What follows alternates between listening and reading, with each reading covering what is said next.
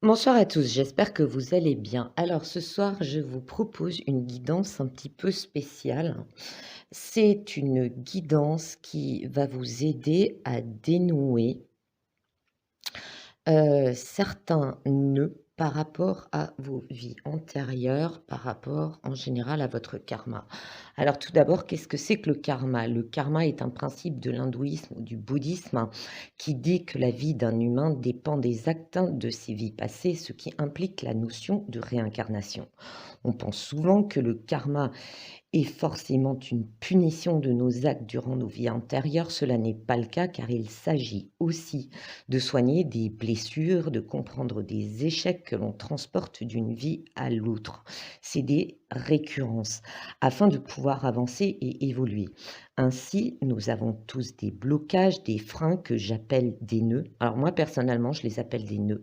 Les comprendre, c'est déjà les dénouer. Cela permet de faire sa propre analyse et de comprendre où cela peut coincer.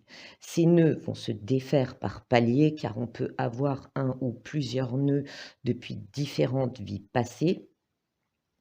Par cette guidance, il s'agit de vous donner des pistes versus cette période actuelle, donc bien cette période-là, et ce qui, dans cette conjoncture, nous aide à mieux passer la tempête.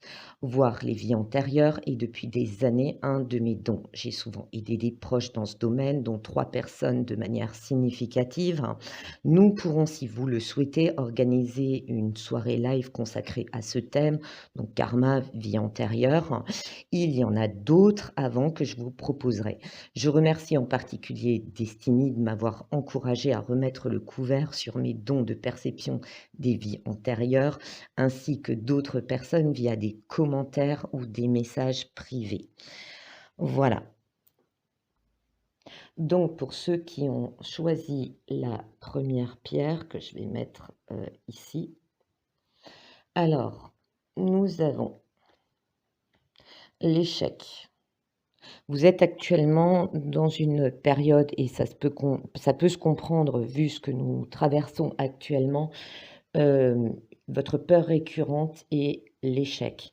Vous avez pu avoir, dans une ou plusieurs de vos vies passées, des échecs. Alors ça peut être professionnel, ça peut être en amour, ça peut être, dans votre vie familiale, d'accord?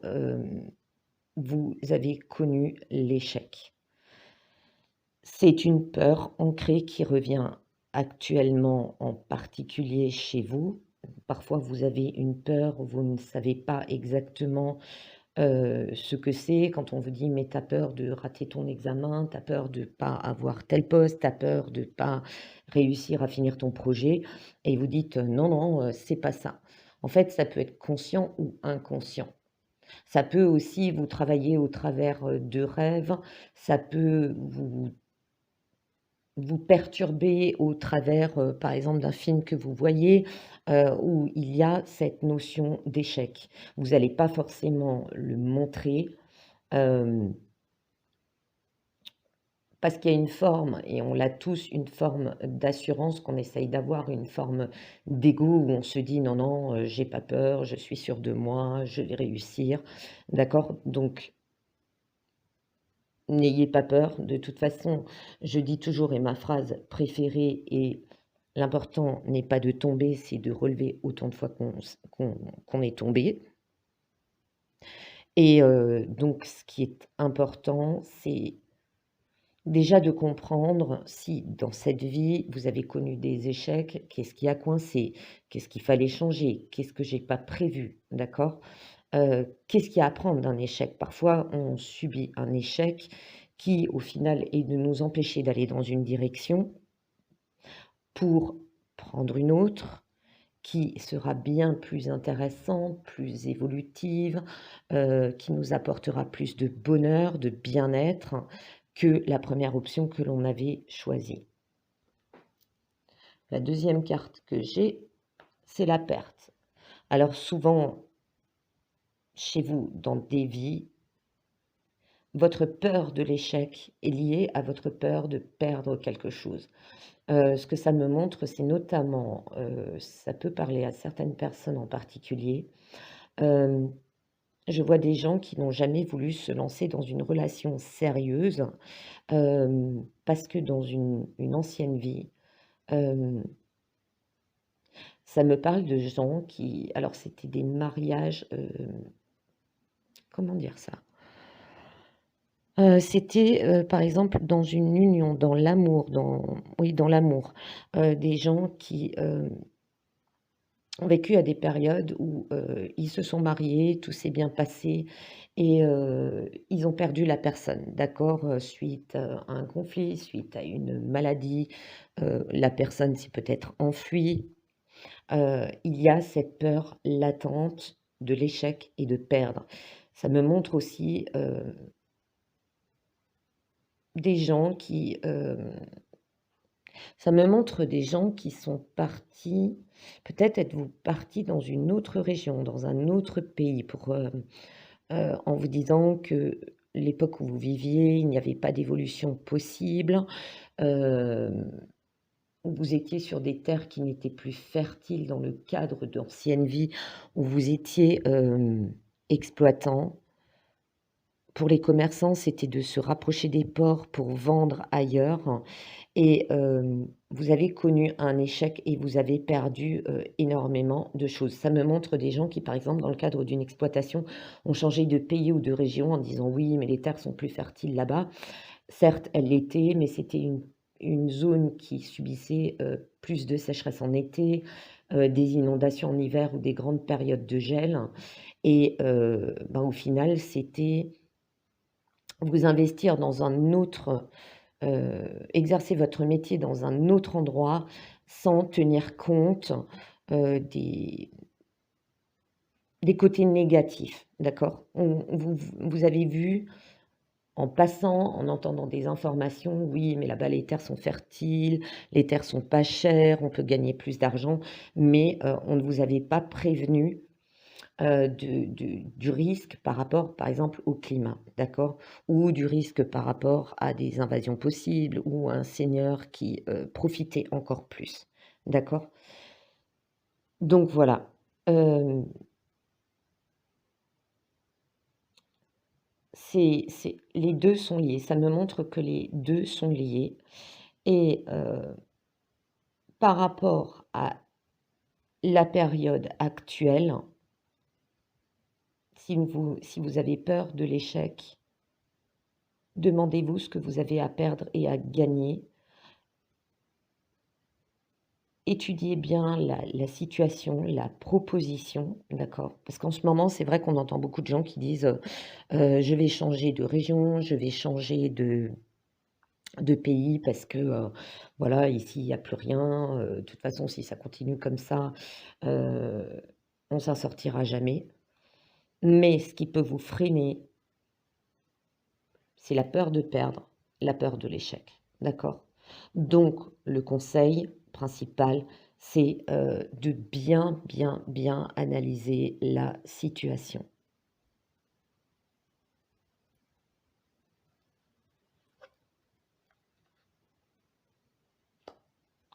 Pour cela,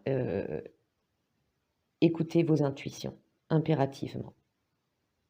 Si on vous propose, par exemple, d'aller, dans une autre région, si on vous propose,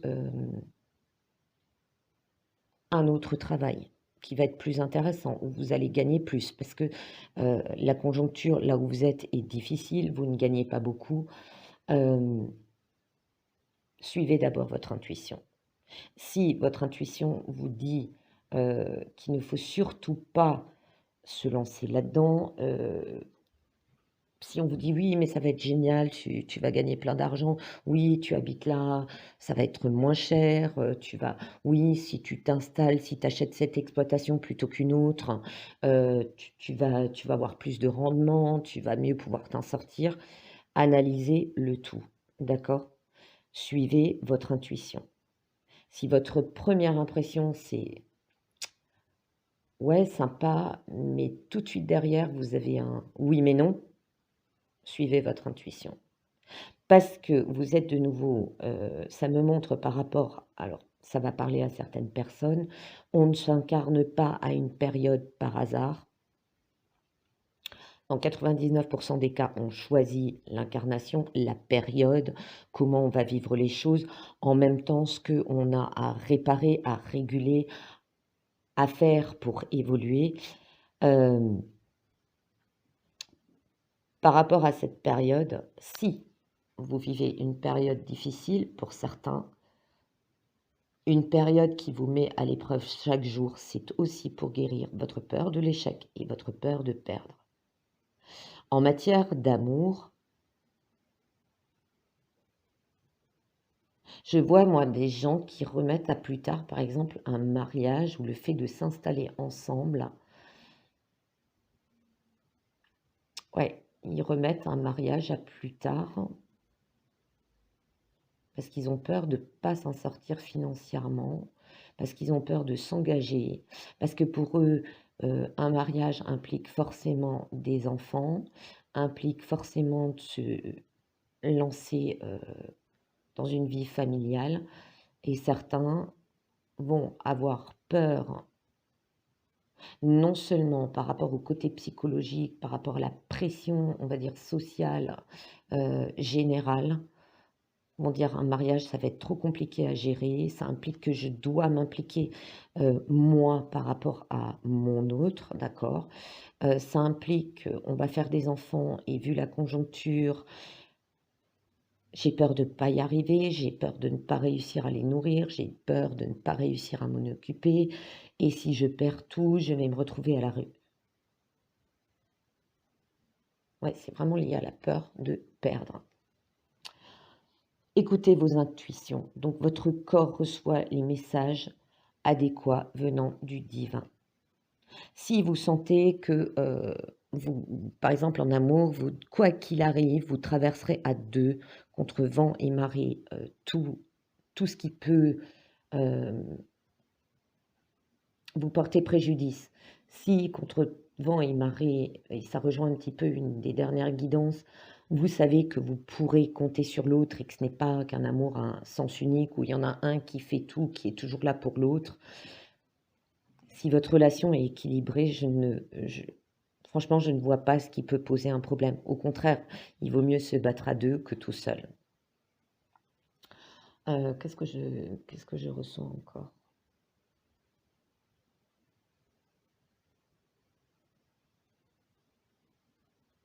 Pour les gens qui sont en phase,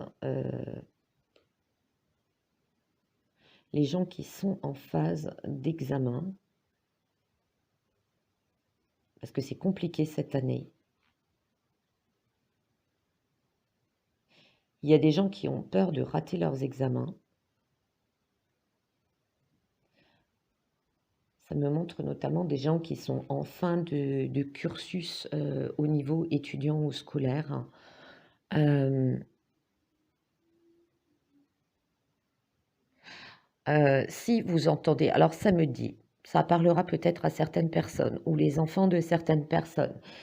I il peut y avoir, vous savez, toujours et dans le milieu étudiant, il y a toujours eu des, «Oui, cette année, ils vont mettre des sujets plus durs», «Oui, cette année, il va se passer ci, cette année, il va se passer ça», hem, «Cette année, ils vont laisser passer moins de monde», «Cette année, ça va être plus compliqué». N'écoutez pas ce qu'on vous dit parce que ça va réactiver ce côté peur de l'échec, ce côté peur de perdre. Écoutez vos intuitions et ça me montre aussi des gens, mais ça, c'est comme tous les ans, notamment, bah, au niveau du baccalauréat, c'était très courant de dire: «Oui, comme ils ont traité ce thème l'an dernier, c'est pas la peine de trop le réviser. Oui, je suis sûre que dans telle matière, ils vont traiter ce sujet. Oui, il paraît que». Écoutez votre intuition, d'accord? Voilà, je crois que j'ai fait le tour pour, en ce qui concerne le premier choix. Nous allons passer au second choix. Pour ceux qui ont choisi, la pierre de jade. Alors, la première que j'ai, c'est le sacrifice. Par rapport alors ce qui est récurrent, c'est que dans certains domaines, vous vous sacrifiez constamment. Vous êtes constamment en train de prendre la place de l'autre, vous êtes en train de constamment porter le fardeau de l'autre, de rattraper les erreurs de l'autre.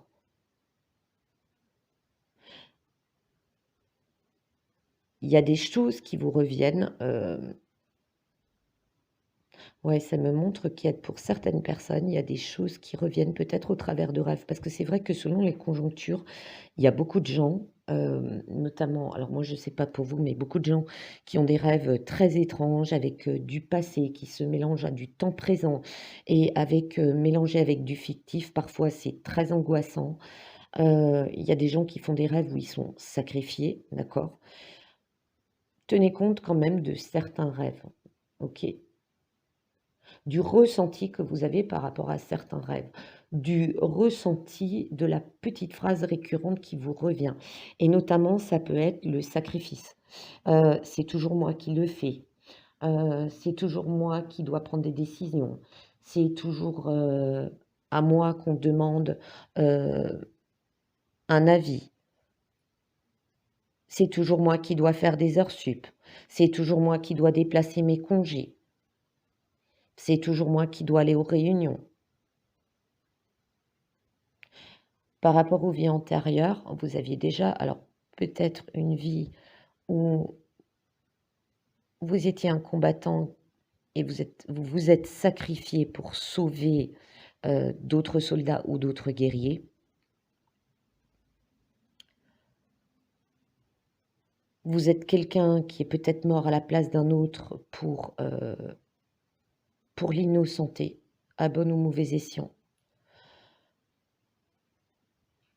Vous êtes une personne ou vous êtes une personne qui a, moi je vois notamment une vie, comment dire, au service des autres, dans un orphelinat, dans un hospice. Vous avez travaillé gratuitement. Vous n'avez pas eu de vie de famille, vous n'avez pas créé de vie familiale, vous n'avez pas vécu en couple. Vous vous êtes occupé de vos parents, de vos frères et sœurs orphelins, d'accord? Ça, c'est des images que ça me montre. Ça va probablement parler à certaines personnes. Vous êtes de nouveau dans une attitude de sacrifice. Vous vous mettez en avant pour les autres, vous portez le fardeau des autres et ça vous pèse et vous avez la sensation, à juste titre, que par endroits, ça vous bloque. Vous vous dites, tout ça pour ça, je passe mon temps à aider les autres, que me reste-t-il? D'accord? Les choix du passé ne sont pas forcément ceux du présent, d'accord? Vous l'avez peut-être fait par choix à une époque, que ce soit une vie passée ou il y a quelques années.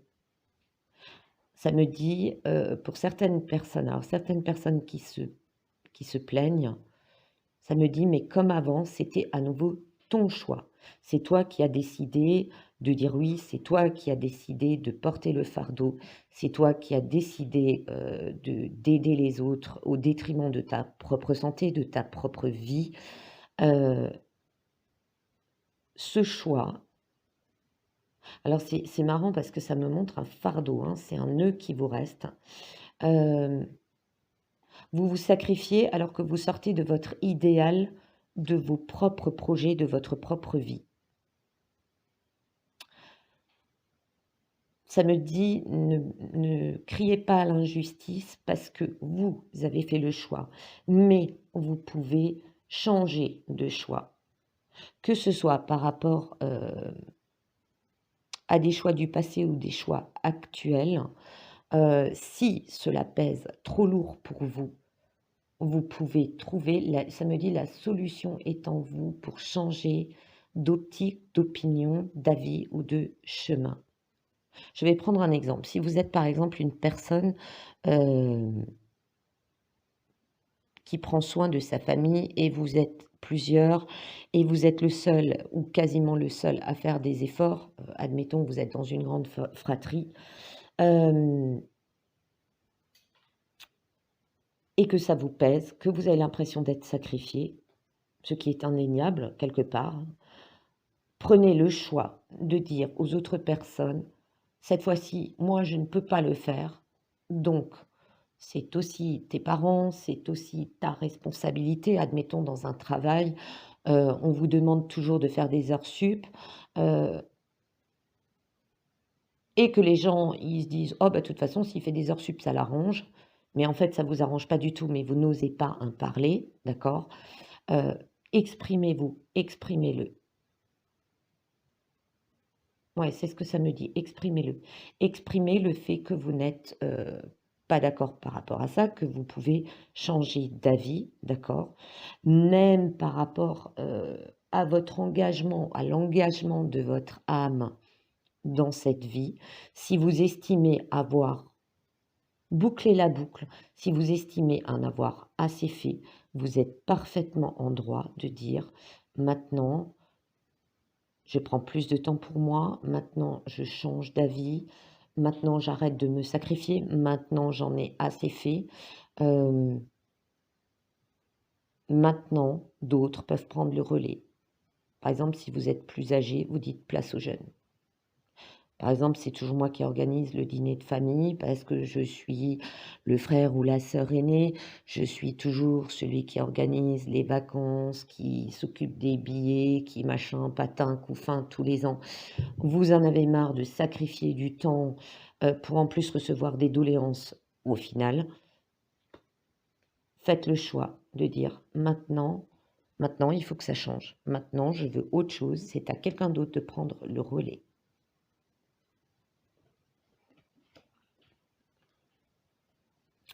Chakra du cœur.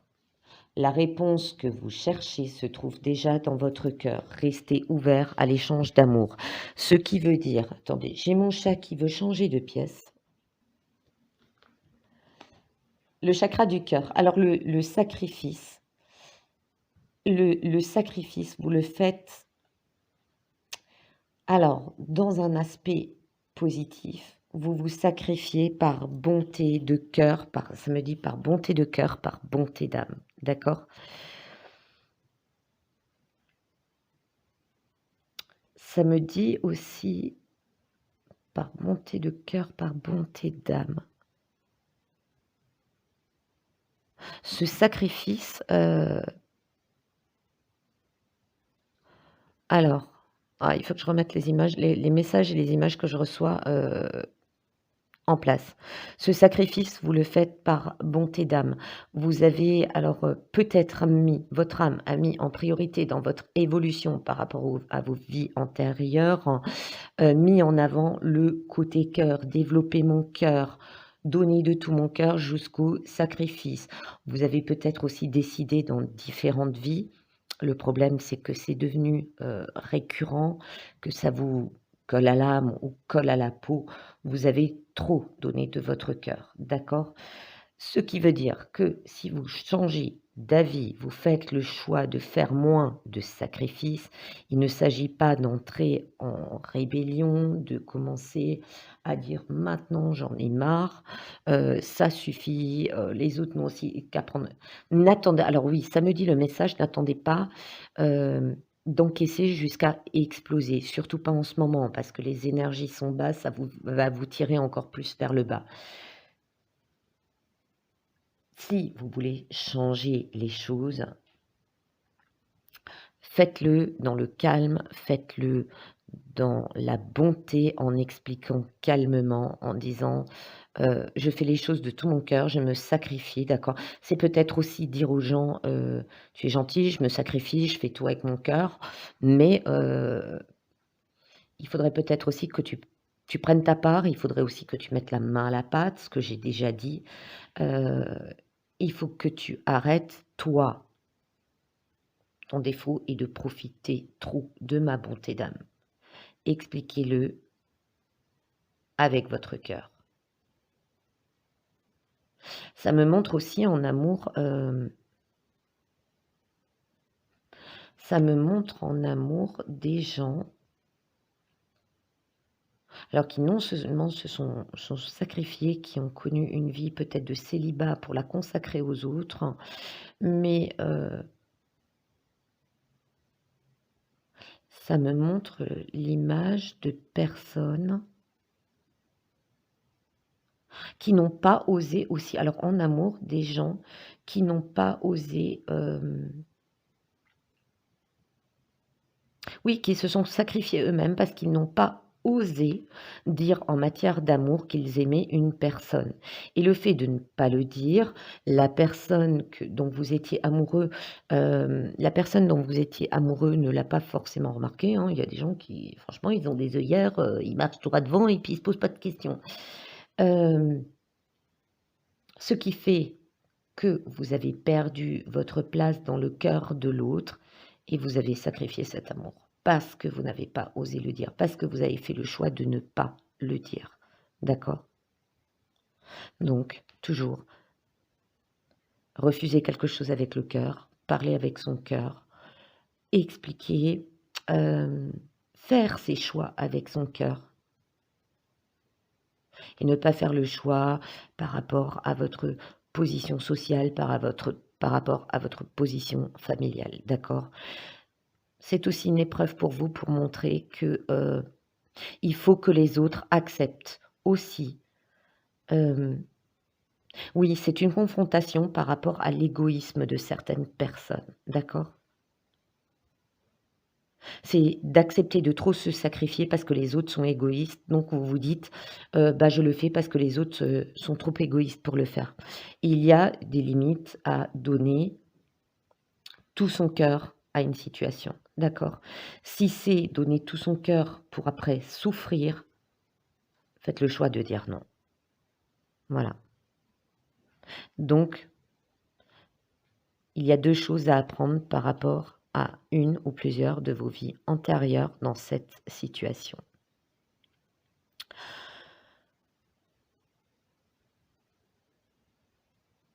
Par rapport alors ça me dit par rapport au professionnel, ça me dit,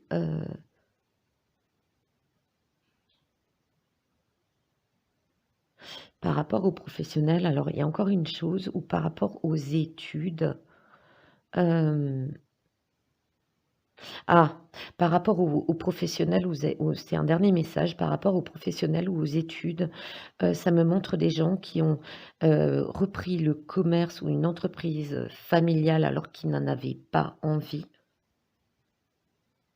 Ils se sont sacrifiés, ils ont sacrifié leur projet qu'ils voulaient, à la base faire. Par exemple, vous vouliez devenir, médecin ou vous vouliez devenir, je sais pas, vous vouliez devenir, on va dire mécanicien ou vous voulez enfin, je prends des différents métiers et vous ne l'avez pas fait parce qu'il fallait reprendre l'exploitation familiale parce que ça se faisait de père en fils et qu'on continue et que vous avez entendu toute votre vie: «Oui, dans cette famille, on est tous des médecins, dans cette famille, on est tous des agriculteurs, dans cette famille, ça fait 4 générations qu'on a ce garage et donc tu vas continuer». Hem Faites le choix que si ça ne vous convient pas de dire non, mais expliquez-le avec le cœur. Dites par exemple: «Non, je ne vais pas continuer cette entreprise parce que c'est pas mon truc, c'est pas mon dada et si je le fais à contre-cœur, on va forcément cette entreprise va finir par, couler et je préfère que quelqu'un qui est vraiment passionné la reprenne. Elle continuera à vivre au travers de cette personne. Notre création continuera à vivre au travers de la passion d'une autre personne. Voilà. Voilà, je crois que j'ai fait le tour par rapport au deuxième choix et nous allons passer au troisième. Pour le troisième choix qui est le quartz rose.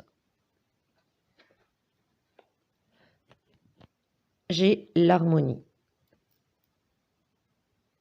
Votre nœud actuel et alors c'est marrant, pour les gens qui sont en recherche d'harmonie, les gens qui sont,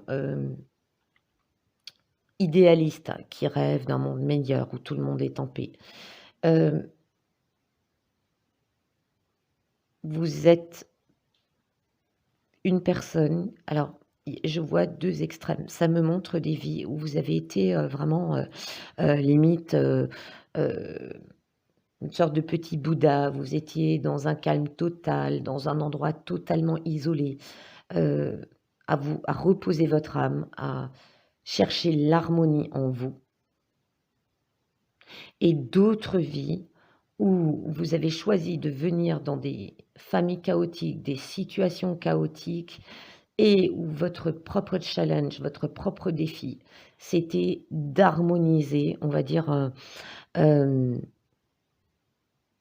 d'équilibrer le bateau pour traverser cette zone de tempête, afin qu'il ne chavire pas. Voilà ce que ça me dit. Vous êtes tant intérieurement qu'extérieurement à la recherche, alors intérieurement vis-à-vis de vous-même, qu'extérieurement, vis-à-vis de votre famille, de votre entourage, de votre travail, même peut-être d'un collectif, d'une association. Heu, Votre défi, votre challenge et votre recherche, c'est l'harmonie, que les choses soient totalement, équilibrées. Vous faites de l'harmonie aussi dans la création, pour certains dans l'art, hein, parce que pour vous, la création, ça peut être de la musique, de la peinture, de la sculpture, alors ça me dit apaiser l'esprit, apaiser l'âme, passe par l'esthétique, passe par la beauté, passe par le son, même la danse, ça passe par la gestuelle. D'ailleurs pour ceux qui ont fait ce choix, hem, ça me dit pour ceux qui ont envie de se lancer dans la danse, allez-y. Pour ceux qui ont envie de se lancer, dans la peinture, allez-y. Moi, je vois une personne qui est en train de créer de la musique, qui est en train de créer de la musique. Voilà ce que ça me dit. Hem, donc ça, c'était votre défi.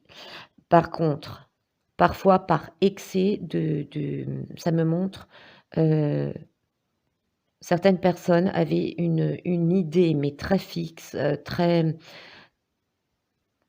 comment dire? Très têtue. Heu, je vois des gens qui disent: «L'harmonie, c'est comme ça et pas autrement». Oui, il y a des gens qui étaient, des sortes de,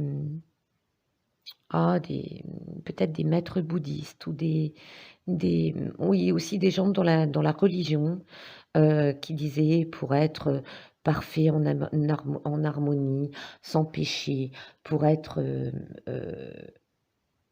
pour élever son âme, pour, atteindre l'exaltation.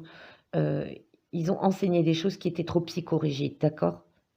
Et certaines personnes qui ont fait le troisième choix, qui sont à la recherche de l'harmonie et qui disent moi je vois des gens qui disent, «Ouais, j'ai beau faire tous les efforts, j'arrive pas à ce que tout soit bien, que tout le monde soit content, que le monde soit meilleur, je me bats à tort et à travers». Ça me dit, change ton optique, accepte que, l'harmonie n'est pas forcément celle que toi tu vois. Parce que, message très important qui parlera à beaucoup de gens, votre notion d'harmonie, si elle est trop rigide, si elle est trop «c'est comme ça et pas autrement», c'est ce qui crée la désunion. Or, nous avons besoin d'union, mais être unis, ça ne veut pas dire être uniforme, ça veut dire de nous accepter avec nos choix et nos avis différents. C'est ça la parfaite harmonie. J'espère que vous comprendrez parce que c'est pas évident, mais pas évident du tout quand je reçois des messages comme ça. Donc voilà pour l'harmonie. En complément, j'ai la défense. Ce qui brise votre harmonie, ce qui brise l'harmonie et que, vous avez,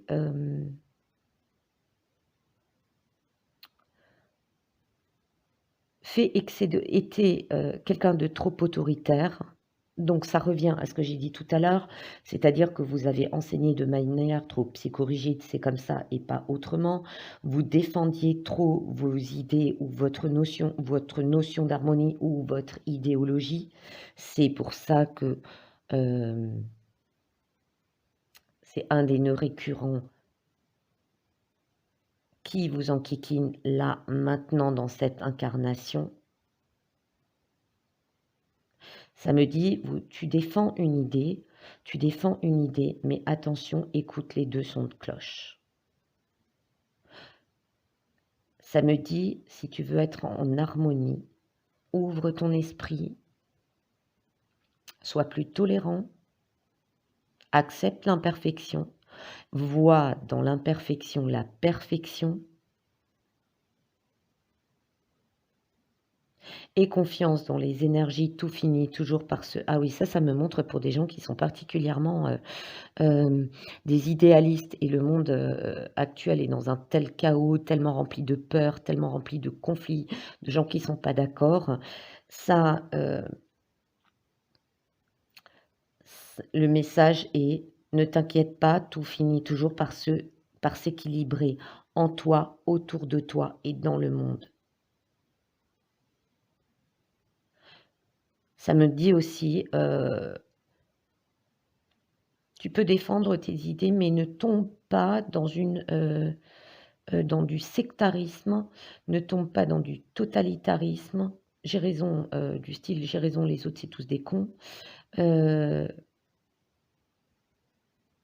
ne tombe pas dans, «Les humains sont irrécupérables, une bonne guerre, il y a que ça de vrai pour tout remettre pour remettre tout le monde d'accord», ce qui est pas le cas. Preuve en est, c'est qu'on a tous vécu des vies avec des conflits.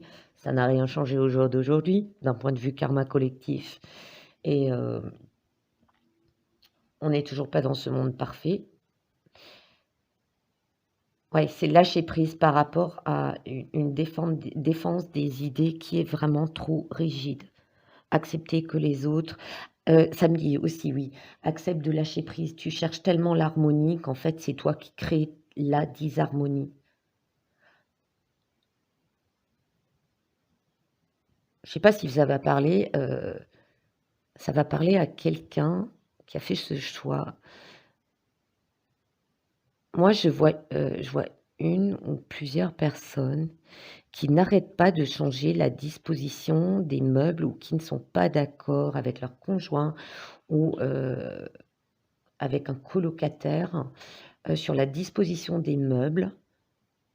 Ils n'arrêtent pas de se chamailler, de changer d'avis, de changer les trucs de place, hem, parce que chacun veut avoir raison sur la notion d'harmonie.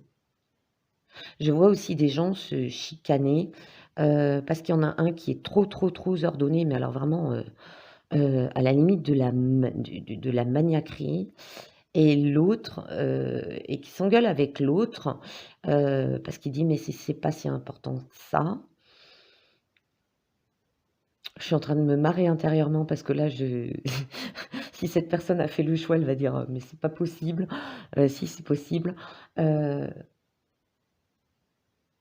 Donc la personne qui est psychorigide par rapport à l'ordre, au rangement, ça doit être là et pas autre part.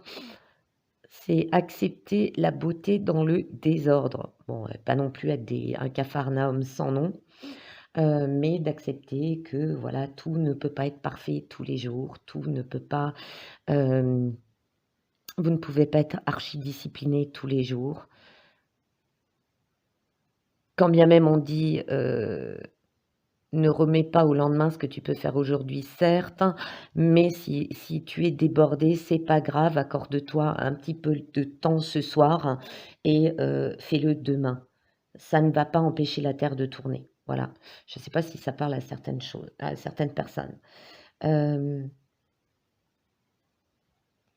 je vais tourner la dernière carte, je sens que c'est pas fini au niveau, hem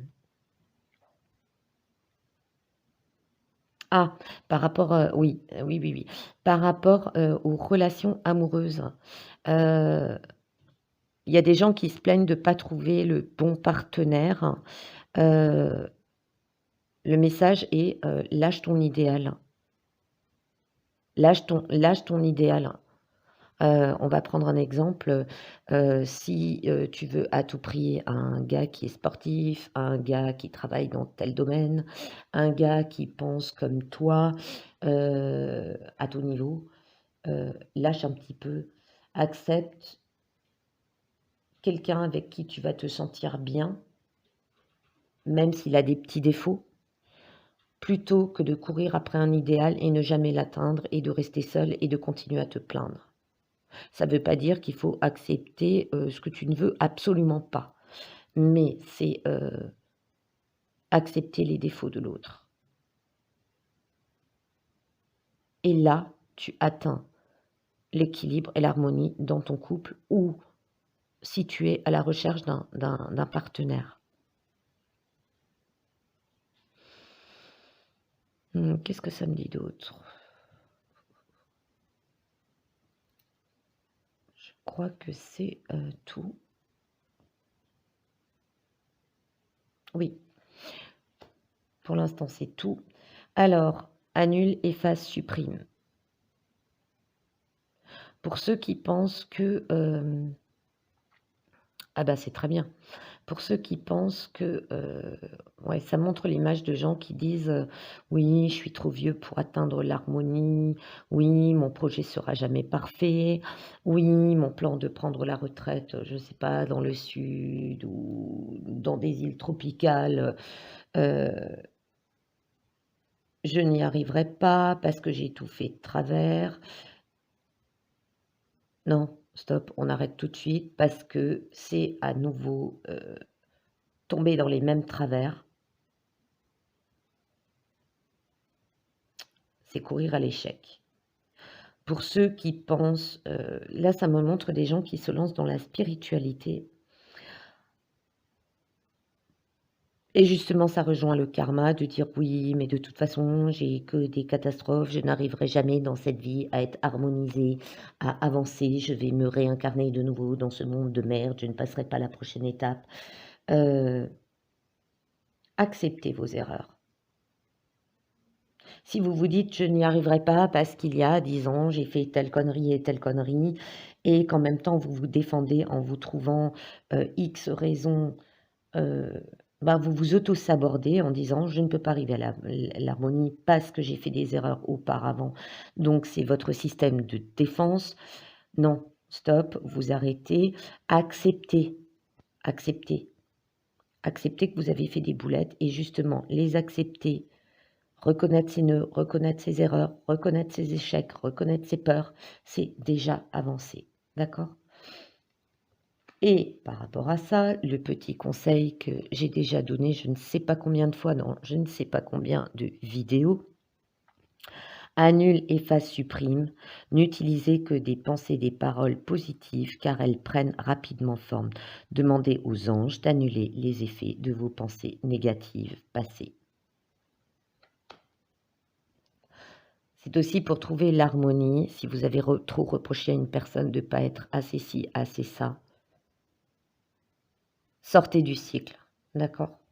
Ou ça me montre, utilisez, par exemple, vous vivez avec quelqu'un, vous êtes hyper maniaque du rangement et la personne est totalement bordélique, ou vous avez un collègue qui oublie tout.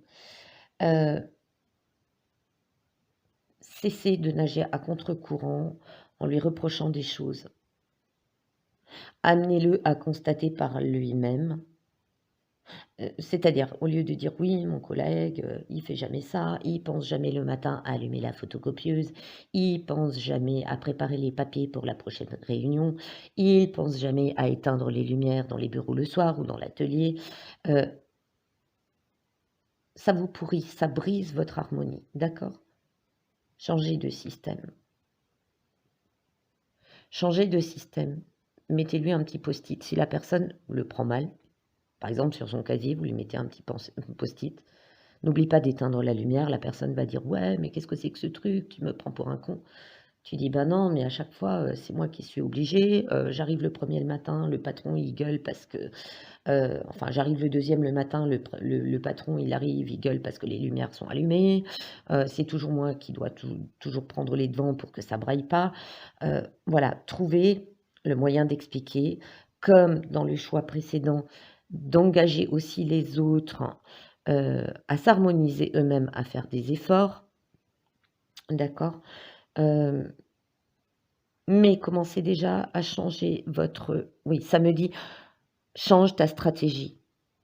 En accablant, en étant négatif, tu brises ta propre harmonie et tu brises l'harmonie autour de toi. Si tu as peur que par rapport au passé, tu en as trop fait, trop dit, tu as été trop négatif, trop agressif, il suffit, vous pouvez même le faire, vous n'êtes pas obligé de le faire tout de suite après l'avoir dit. Par exemple, de dire à quelqu'un, «Oh ta coupe de cheveux elle est moche». Vous avez blessé la personne et là vous vous dites: «Ouais, annule, efface, supprime», non, vous pouvez le faire par rapport à des choses passées d'il y a 20 ans, d'accord? Des pensées, même, comme je l'avais déjà expliqué, par rapport à des personnes qui ont quitté ce monde et vous avez regretté de leur avoir dit quelque chose. Ça fonctionne très bien car tout est énergie, d'accord? Voilà. Donc, je pense que j'ai fait, le tour complet de de ce choix numéro 3. C'est une première, j'espère que ça vous aura plu. Ce n'est pas toujours, évident d'expliquer dans une guidance, hem, ce qu'on reçoit comme message, ce qu'on veut réellement exprimer, espérant l'avoir fait avec suffisamment de clarté. C'est une première, c'est une idée qu'on m'a donnée, d'accord? Donc merci encore Destiny, merci à mes abonnés. Je trouve que c'est une très bonne idée de faire de temps en temps des guidances par rapport aux nœuds, par rapport à nos existences antérieures, d'accord? Si vous avez des questions, n'hésitez pas. Si je peux y répondre, j'y répondrai avec plaisir. Sinon, je vous aiderai à trouver, des pistes. Je rappelle toujours que je ne fais pas, de guidance, de tirage de cartes ou de lecture de vie antérieure individuelle. Je vous aide à trouver des pistes, je vous donne des pistes et n'étant jamais mieux servi que par soi-même, heu, je trouve que c'est plus ludique, plus utile de procéder comme ça par, des guidances ou des tirages collectifs et de vous aider à trouver vos propres réponses. Voilà. J'espère que ça vous aura plu. Je vous souhaite une excellente soirée. Je vous dis à très bientôt.